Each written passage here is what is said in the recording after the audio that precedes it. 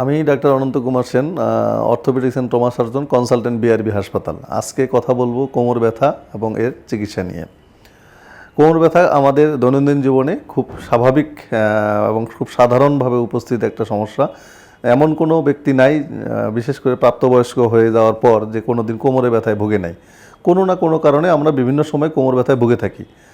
সকল কোমর ব্যথায় যে অনেক জটিল ধরনের চিন্তা করতে হবে এমন কোনো কারণ নাই। সাধারণত কোমর ব্যথা হলে আমাদের দেশের সবার একটা ধারণা আছে যে আমার মনে হয় কিডনি অঞ্চলটা নষ্ট হয়ে গেছে বা কিডনি সমস্যা হয়েছে।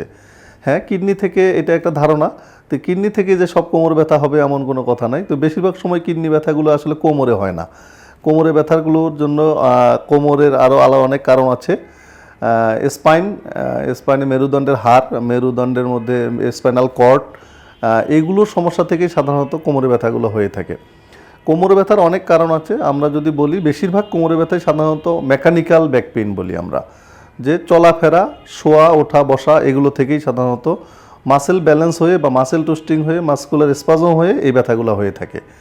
আর যদি কখনো দেখা যায় যে কোমরে ব্যথা কোমর থেকে পায়ের দিকে নামছে, তাহলে আমরা যেগুলোকে ডিস্ক প্রবলেম চিন্তা করি, যে PLID, prolapse lumbar intervertebral disc থেকে সাধারণত এই ব্যথাগুলো হয়ে থাকে। এছাড়া আরেকটা হলো ডিজেনারেটিভ চেঞ্জে ডিস্ক ডিজেনারেশন হয়। মেরুদণ্ডে দুই হাড়ের মাঝখানে যে ডিস্কগুলো আছে সেগুলো থেকেও ডিজেনারেশন হয়ে ক্রনিক একটা ব্যাক পেইন হতে পারে। অনেক সময় দেখা যায় যে স্পাইনের মধ্যে টিউবারকুলোসিস বা ইনফেকশন, ক্রনিক ইনফেকশন এবং মেটাবলিক ডিসঅর্ডার থেকেও বা স্পাইন টিউমার থেকেও ব্যথাগুলো হতে পারে। তো আমরা যত কথাই বলি না কেন, সাধারণতই মেরুদণ্ডে ব্যথার অন্যতম একটা কারণ হলো মেকানিক্যাল ব্যাক পেইন, আর এর পাশাপাশি হলো ডিস্ক প্রোলাপস।